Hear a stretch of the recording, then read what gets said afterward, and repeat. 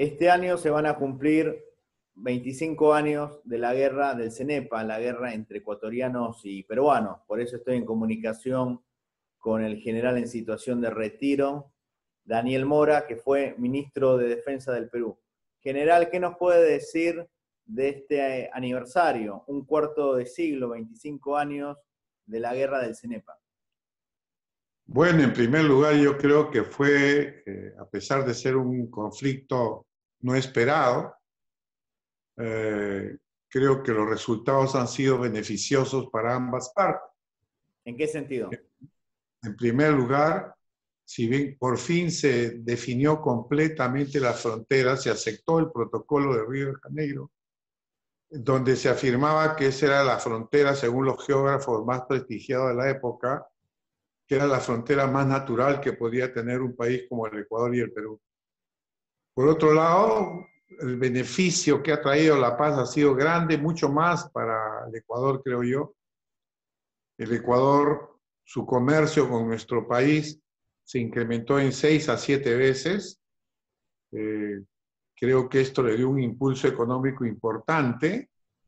Ecuador también aprovechó los diversos tratados de libre comercio que tenía el Perú, con cerca de 2.500 millones de personas en esa época alrededor del mundo.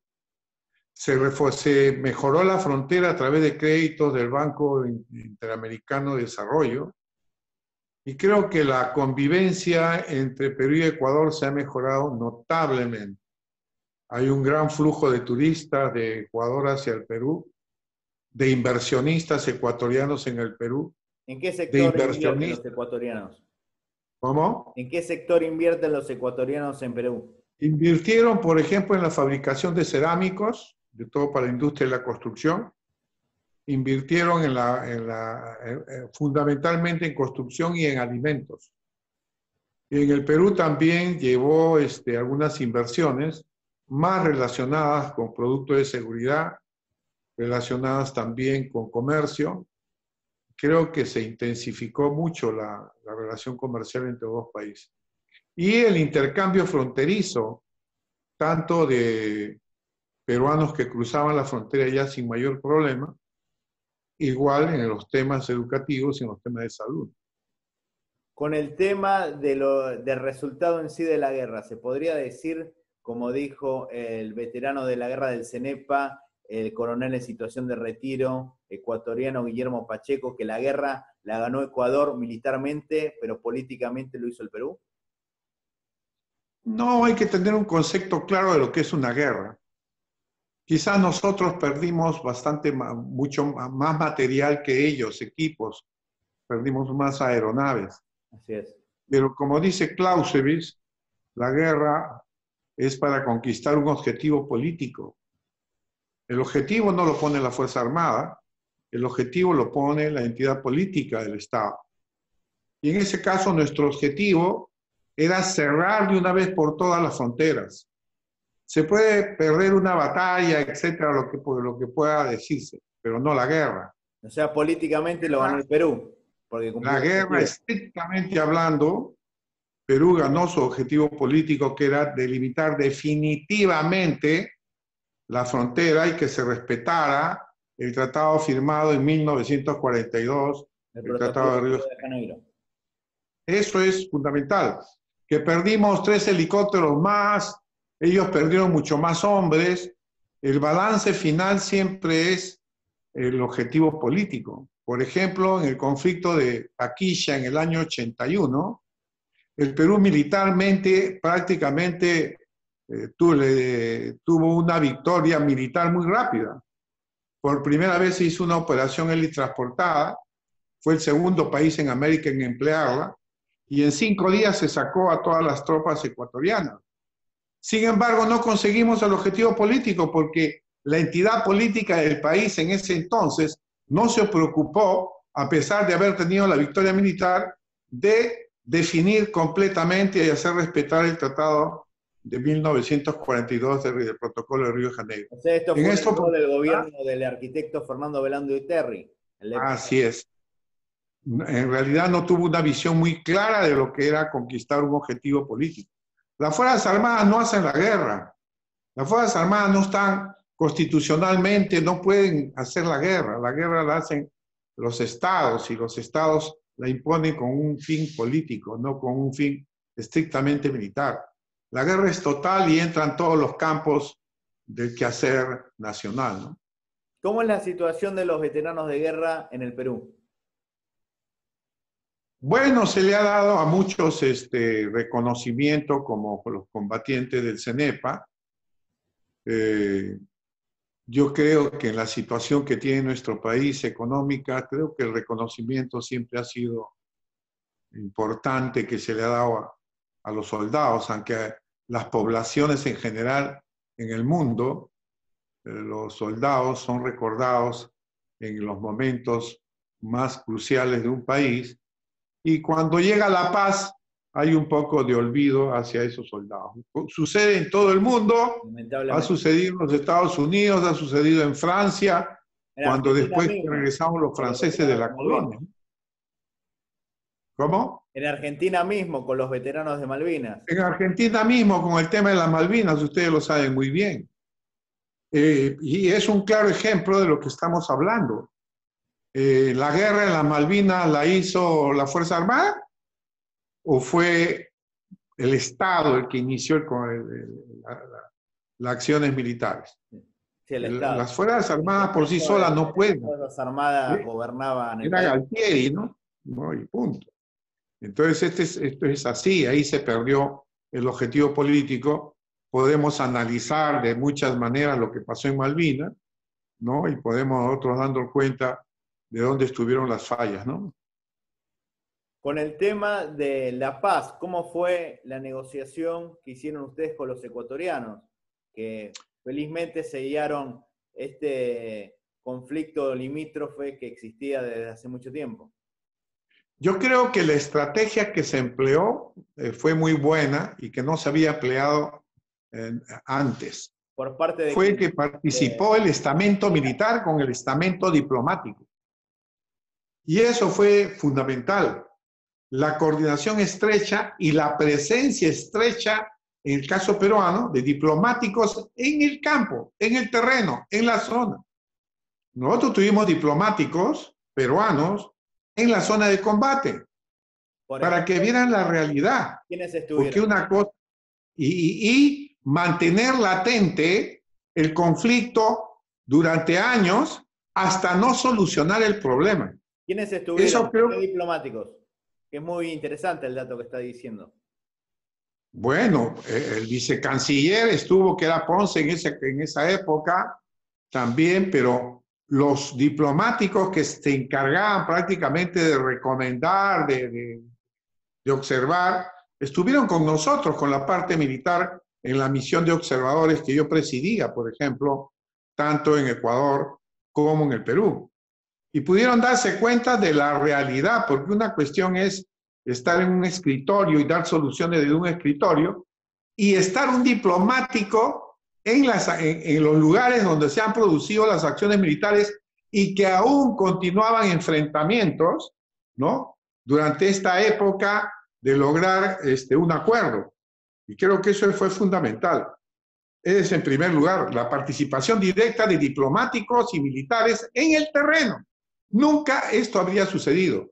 Y un segundo tema es el tema de no dejar para mañana lo que podíamos resolver en esos momentos. En Paquilla, por ejemplo, después de 6 meses todos se olvidaron de todo, tanto en la parte ecuatoriana como en la parte peruana. Y a pesar de haber obtenido la victoria militar, no pudimos solucionar. En esa época, el Perú tenía más de 200 aviones, por ejemplo, que no lo tuvimos en el CENEPA.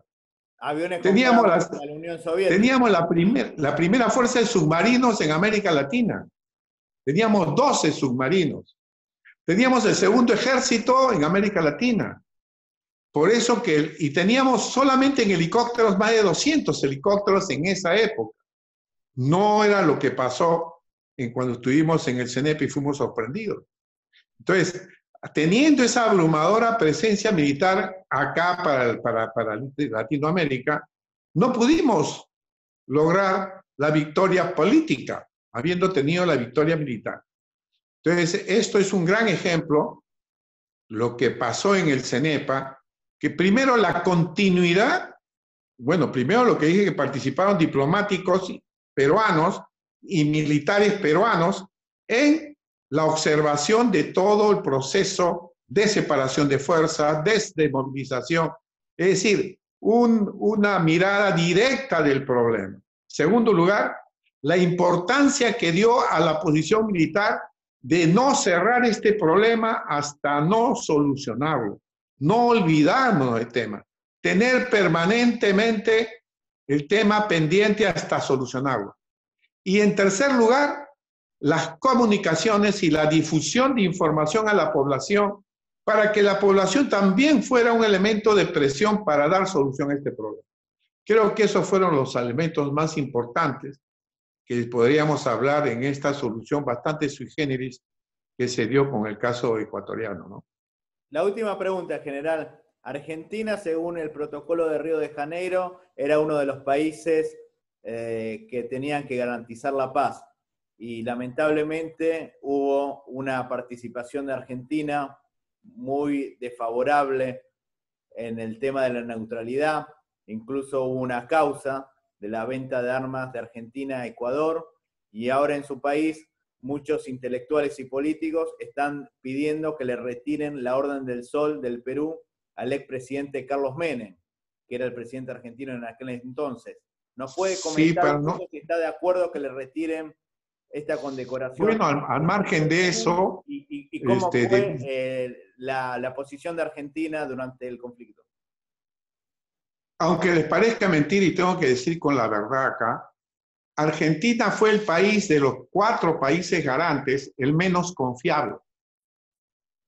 Porque en las reuniones que tuvimos, porque... Era menos confiable Argentina que Estados Unidos era garante. El país más confiable para nosotros, y le voy a decir en orden, sí, fue primero Brasil, segundo Chile, aunque le parezca mentira. Tercero, Estados Unidos y cuarto, Argentina. Argentina, nosotros logramos tener información, que las obtuvimos por inteligencia, que Argentina recibía órdenes políticas del presidente Menem, que ellos debían ponerse del lado de cualquier posición que sea de los Estados Unidos. Es decir, no interesaba nuestro país, sino le interesaba la posición de Estados Unidos. Y si Estados Unidos decía los que estaban en la mesa, representantes argentinos, debían decir O sea, y eso lo fueron de los dos garantes, Estados Unidos y de Argentina, que no se mantuvieron neutrales. Así es. Entonces, eso fue lo que nos hizo, y en varias oportunidades, en varias reuniones de negociación, Argentina tomaba una posición de esa naturaleza. Chile probablemente se volvió un aliado nuestro porque no podía desconocer tampoco ellos el Tratado de Ancón de 1929. Entonces tampoco podían estar en una posición contra un tratado que había tenido respaldo internacional. Y Brasil evidentemente fue un país de los más confiables y que nos dio no apoyo, sino una total neutralidad y respaldo al protocolo de Río de Janeiro. Entonces me imagino que considerará que deben retirar la Orden del Sol al presidente Menem. Bueno, debió ser sancionado el presidente Menem, porque nosotros nos supimos por inteligencia mucho antes que estaban saliendo cargamentos de armas al Ecuador y que lo había autorizado el Ejecutivo. El único que podía autorizar era el Ejecutivo en Argentina. Y frente a la prohibición, ¿no? Evidentemente también Chile mandó armas y también otros países trataron de hacerlo. Pero frente a la prohibición realmente se faltó todas las cuestiones internacionales que debían mantenerse una tremenda neutralidad. Así es. Felizmente, bueno, no llegó ni fue tan importante estas acciones de venta de armas, pero indudablemente deterioró bastante, y para muchos militares que fuimos muy leales con Argentina, y yo he estado en Argentina en una época donde nos agradecían mucho el apoyo que dio el Perú, sobre todo en los misiles César, y personal que mandamos inclusive allá para preparar a los argentinos, y fue uno de nuestros sextoset que hundió el barco Schiffer, creo que fue. Sí. Entonces, eso sí nos quedó, pero cuando yo fui a Argentina, en una oportunidad porque tenía muchos amigos oficiales, algunos lloraron e inclusive estaban totalmente condolidos por la rendición que tuvieron frente a los ingleses. El general Menéndez, que va engominado, tipo Gardel, a presentarle su rendición. Y muchos coroneles allá argentinos, que yo tuve reunión de ir a una reunión de informaciones, me dijeron, pues ojalá hubiéramos tenido un Bolognesi. Entonces eso fue porque murieron muchos argentinos acá que también pasó el tiempo y no fueron muy reconocidos en Argentina, ¿no? Pero para nosotros, el pueblo argentino sigue siendo un gran hermano, ¿no? Y para nosotros también. Muchas gracias, general, muy amable. No, un placer, gusto saludarlos. Fuerte abrazo.